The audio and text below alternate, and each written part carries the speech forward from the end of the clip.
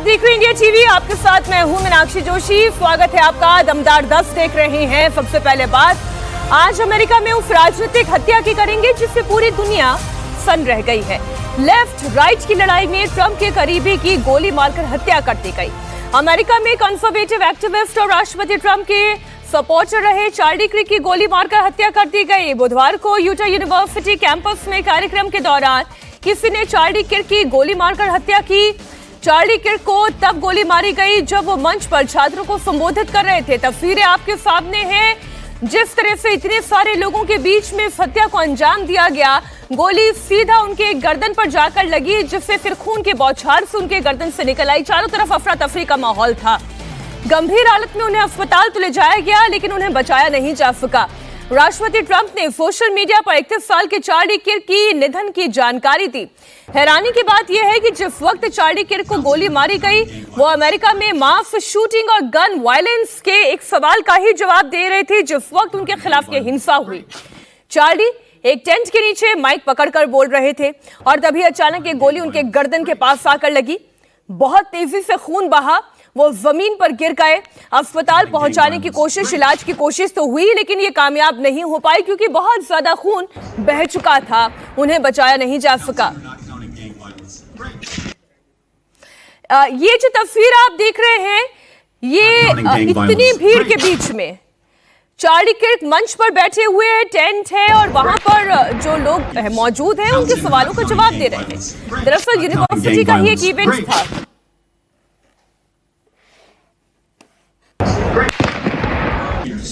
Counting or not counting gang violence? Great.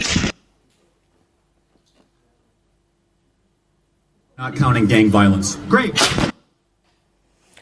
आपने सुना उनके आखिरी शब्द वायलेंस के खिलाफ थे। 3 तस्वीरों के जरिए आपको इस हत्याकांड का सीक्वेंस समझाने की कोशिश करती हूँ। चार्ली किर्क यूनिवर्सिटी के एक कार्यक्रम में स्टूडेंट्स को संबोधित कर रहे थे। चार्ली बोल रहे थे और इसी दौरान उनकी गर्दन पर गोली लगी और वो जमीन पर गिर गए। चार्ली ट्रंप के कट्टर समर्थक माने जाते हैं। अभी तक ये साफ नहीं हो पाया है कि हमलावर कौन था और उसने ऐसा क्यों किया। इतना तो तय है, उसे इस कार्यक्रम के बारे में पूरी जानकारी थी। चार्ली किर्क कहां बैठेंगे इस बारे में जानकारी थी और कितनी दूर से बुलेट फायर की जाए कि सीधा निशाने पर लगे, इस बात की भी पूरी तैयारी कर ली गई थी। जैसे ही चार्ली किर्क को गोली लगी तो यूटा वैली यूनिवर्सिटी में भगदड़ जैसे हालात हो गए और लोग इधर उधर बचने के लिए भागने लगे। अभी तक हमलावर पकड़ा नहीं जा सका है। यूटा वैली यूनिवर्सिटी कैंपस को बंद कर दिया गया। यूनिवर्सिटी में मौजूद लोगों के मुताबिक चार्ली को करीब 180 मीटर दूर बिल्डिंग से ही गोली मारी गई। हत्याकांड में एक संदिग्ध को हिरासत में लिया गया था, लेकिन पूछताछ के बाद उसे छोड़ दिया गया।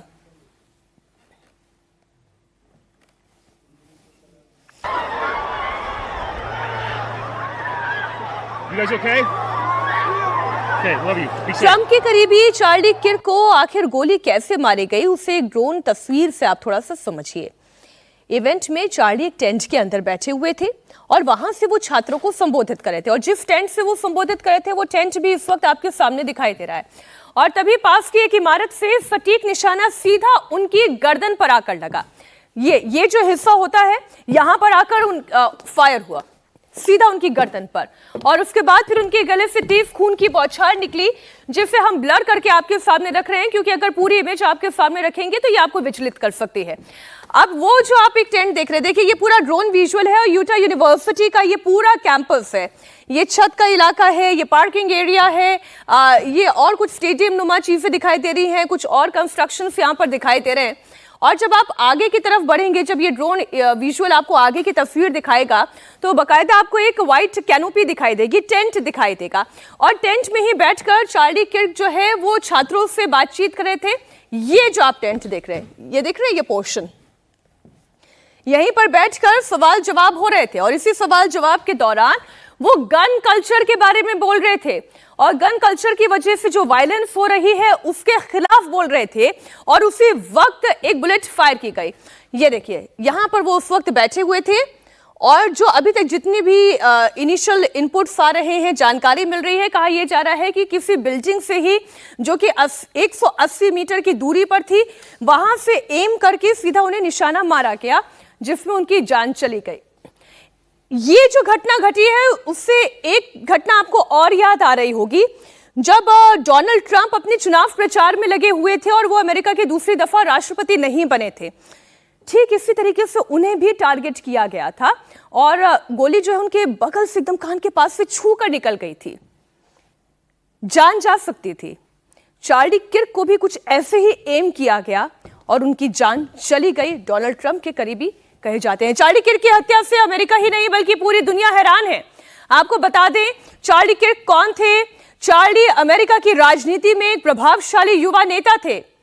टर्निंग पॉइंट यूएसए के सीईओ और को फाउंडर थे। साल 2012 में उन्होंने इसकी स्थापना की थी। चार्ली किर्क शो नाम से एक रेडियो प्रोग्राम भी शुरू किया। प्रूव मी रॉन्ग कैंपस से स्टूडेंट से चर्चा करते थे। देश से जुड़े हुए अलग अलग मुद्दों पर वो संवाद करते थे। चार्ली किर्क ने ट्रंप के लिए खूब प्रचार भी किया था। वो डोनाल्ड ट्रंप के करीबी सहयोगियों में से एक माने जाते थे। और आप ये देखें, ये जो कैनोपी दिखाई दे रही है उसमें भी यही दिखाई दे रहा है ना, प्रूव मी रॉन्ग। ये दिख रहा है आपको, यहाँ चार्ली दिखाई दे रहे हैं, ऊपर लिखा हुआ है प्रूव मी रॉन्ग। इसी कार्यक्रम में वो शरीक हुए थे जिसमें वो यूनिवर्सिटी के छात्रों के साथ बातचीत कर रहे थे। अब एफबीआई के अधिकारियों ने अभी तक इस बात की पुष्टि नहीं की है कि शूटर भीड़ में मौजूद था या फिर कहीं पर दूर खड़ा था। यूनिवर्सिटी के अधिकारियों ने अनुमान लगाया है कि शूटर किसी नजदीकी इमारत में रहा होगा।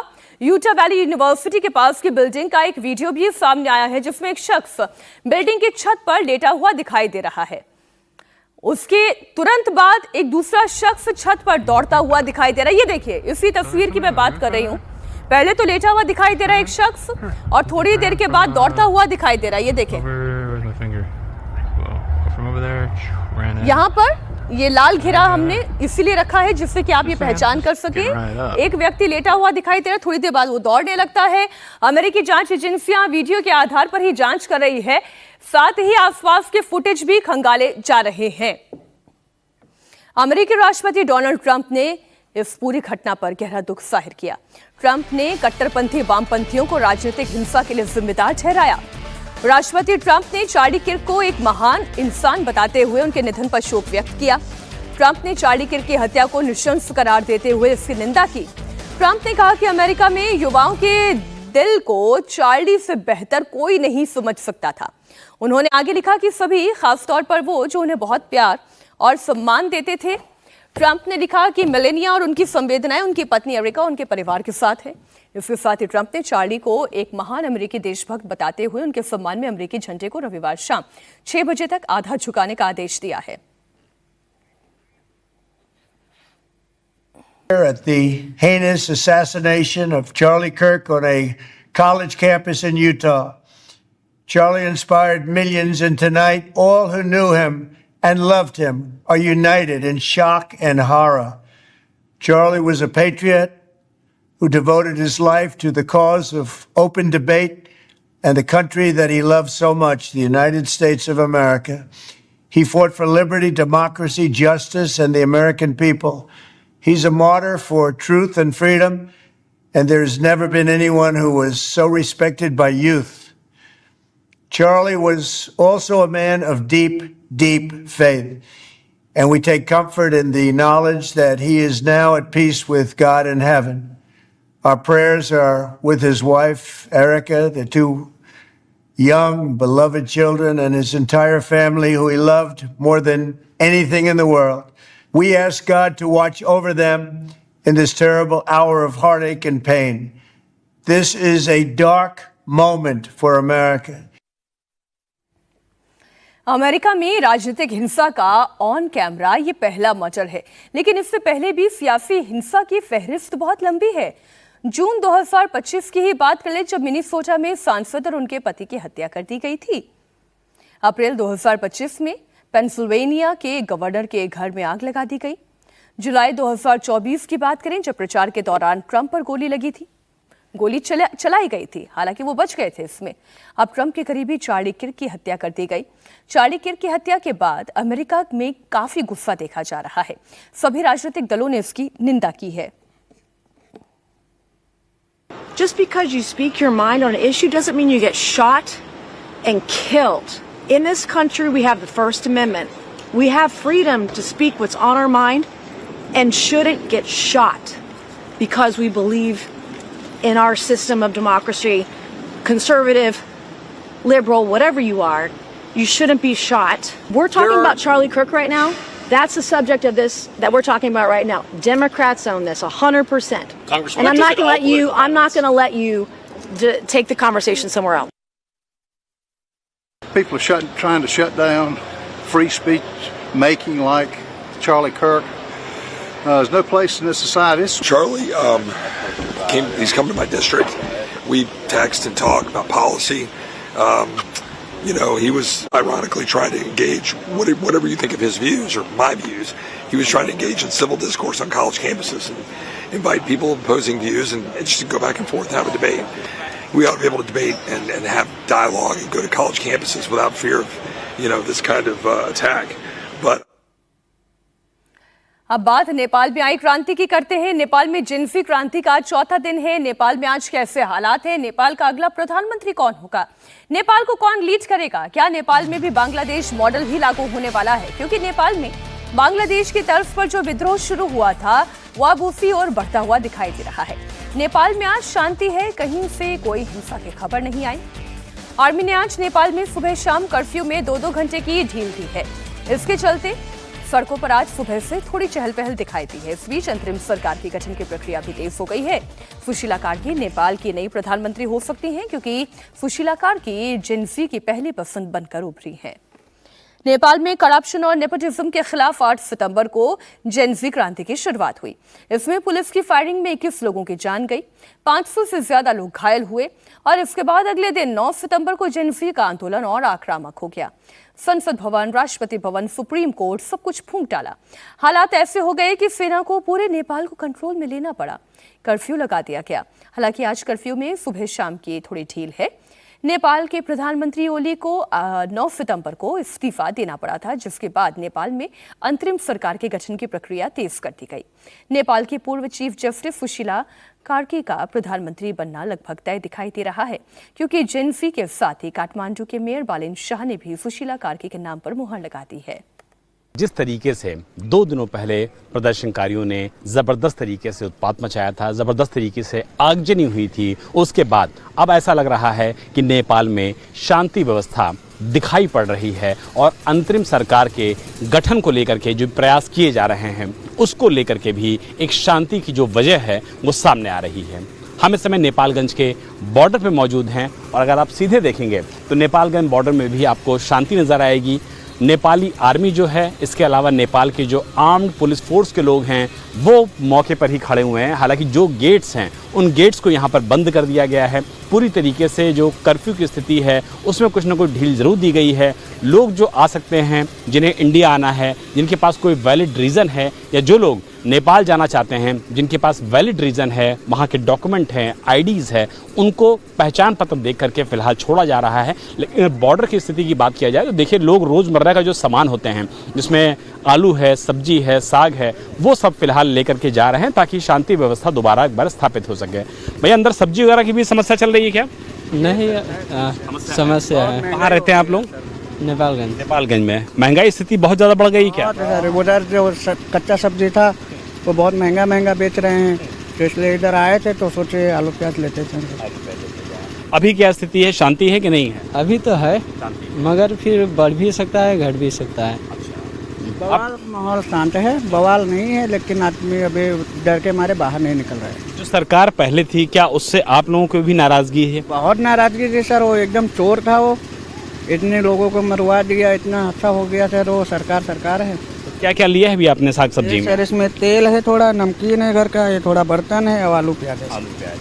तो लोग जो रोज़मर्रा का सामान है नेपालगंज में रहते हैं वो फ़िलहाल इंडिया भी आते हैं, क्योंकि इंडिया के साथ उनका एक पुराना रिश्ता है और मित्र देश होने के नाते जो आवागमन है इंडिया से नेपाल और नेपाल से इंडिया वो लगातार यहाँ पर देखने को मिलता है। लेकिन जिस तरीके के हालात 2 दिन पहले थे, जिस तरीके से प्रदर्शन हुआ, आंदोलन हुआ, उसको देखते हुए ज़बरदस्त तरीके से सिक्योरिटी बिल्डअप किया गया है। जो 48 घंटे तक नेपाल जलता रहा, तबाह होता रहा। उसके बाद सबसे बड़ा चैलेंज अंतरिम सरकार के गठन को लेकर है। नेपाल का अगला प्रधानमंत्री कौन होगा? अंतरिम सरकार के मुखिया के रेस में 4 नाम थे। पहला नाम पूर्व चीफ जस्टिस सुशीला कार्की का, दूसरा नाम काठमांडू के मेयर बालिन शाह का, तीसरा नाम पूर्व क्रिकेटर सागर ढकाल और चौथा नाम धरान के मेयर हरकाज सपांग का था। जेनसी नेपाल के सोशल मीडिया पोल के मुताबिक ऑनलाइन वोटिंग में सुशीला कार्की को 58.9%, बालिन शाह को 32.1%, सागर ढकाल को 7.1% और हरकाज सपांग को 1.8% वोट मिले हैं। शीला कार्की के नाम का प्रस्ताव लगभग 4 घंटे तक चली वर्चुअल बैठक के बाद तय किया गया। सुशीला कार्की को रेस में सबसे आगे निकलने की वजह उनका भ्रष्टाचार विरोधी चेहरा, नेपाल के किसी भी राजनीतिक दल से उनका कोई संबंध न होना। सुशीला कार्की की छवि एक निष्पक्ष और विश्वसनीय चेहरे के तौर पर बनी रही। वो नेपाल के सर्वोच्च न्यायालय के पूर्व मुख्य न्यायाधीश बनने वाली एकमात्र महिला हैं। This is not the permanent government, this is the temporary government. So we need to cooperate on this. So we have a threat in our country. We have to accept that. Our sovereignty is in threat. Our independence is in threat. So we have to accept that. So for the sake of independence, for the sake of sovereignty, we have to protect our country. That is the reason. To protect the democracy, we have given the name of her. Nepal में जेनसी क्रांति के पीछे जिन नामों की चर्चा हो रही है उसमें एक नाम काठमांडू के मेयर बालिन शाह का भी है। बालिन शाह ने भी सुशीला कार्की के नाम पर अपनी सहमति दी है। बालिन शाह ने सोशल मीडिया प्लेटफॉर्म पर सुशीला कार्की के समर्थन का ऐलान किया। उन्होंने कहा कि अब देश अंतरिम सरकार के पास जा रहा है जो देश में नए चुनाव करवाएगी। इस अंतरिम सरकार का काम है चुनाव करवाना और देश को नया जनादेश देना। आपका ये प्रस्ताव अंतरिम सरकार चुनाव का नेतृत्व करने के लिए पूर्व मुख्य न्यायाधीश श्री सुशीला कार्की जी जो पूर्ण समर्थन है। मैं आपकी समझ, विवेक और एकता का तहे दिल से सम्मान करना चाहता हूं। अब जिस तरह से बांग्लादेश में तख्ता पलट के बाद अंतरिम सरकार का गठन किया गया था, जिस तरह से सेना ने मोहम्मद यूनुस को अंतरिम सरकार का मुखिया बनाया था, ठीक उसी पैटर्न पर नेपाल में भी तख्ता पलट हुआ। ठीक उसी तरह से अंतरिम सरकार का गठन भी किया जा रहा है। बांग्लादेश की तरह ही नेपाल में भी सेना पूरी तरह से इन्वॉल्व है। सेना प्रमुख लगातार जिनसी से बात कर रहे हैं, सुशीला कार्की से मुलाकात कर रहे हैं। राष्ट्रपति से मिलने के बाद उनके नाम पर मुहर भी लगने वाली है। सुशीला कार्की नेपाल के सुप्रीम कोर्ट के पूर्व चीफ जस्टिस रह चुकी हैं। 2017 में उनके खिलाफ महाभियोग लाया गया था। सुशीला कार्की अगर नेपाल के प्रधानमंत्री बनती हैं तो उनके सामने सबसे बड़ा चैलेंज नेपाल में निष्पक्ष चुनाव कराना होगा, जेएनसी की उम्मीदों पर खरा उतरना होगा, भ्रष्टाचारियों के खिलाफ एक्शन लेना होगा, नेपाल के हालात में सुधार करना होगा और इतना ही नहीं, नेपालियों को महंगाई और बेरोजगारी से निजात भी दिलानी होगी। नेपाल में हिंसा के बाद हालात अब धीरे धीरे वहां नॉर्मल हो रहे हैं। भारत नेपाल सीमा पर लोगों के आने जाने के लिए अब इस सीमा को खोल दिया गया है। गाड़ियों की आवाजाही पर अभी रोक है, लेकिन लोग पैदल भारत से नेपाल और नेपाल से भारत आ जा रहे हैं। उसकी तस्वीरें भी हम आपके सामने रख रहे हैं। नेपाल में हुई हिंसा के चौथे दिन बाद हालात अब धीरे धीरे सामान्य हो रहे हैं। सरकार बनाने की प्रक्रिया पर बातचीत चल रही है। हम इस वक्त मौजूद हैं नेपाल और इंडिया के बॉर्डर पर वीरगंज के पास, और यहाँ की तस्वीर आप देखिए। यहाँ भी अब लोगों को पैदल आने जाने दिया जा रहा है। कल तक पूरी तरह से ये बॉर्डर सील कर दिया गया था, लेकिन अब ऐसे लोग जो नेपाल के नागरिक हैं उनको उनका आई कार्ड देखा जा रहा है और उनको जाने दिया जा रहा है। अब जैसे यहाँ पर देखिए कतार में जो लोग हैं ये इंडिया के लोग हैं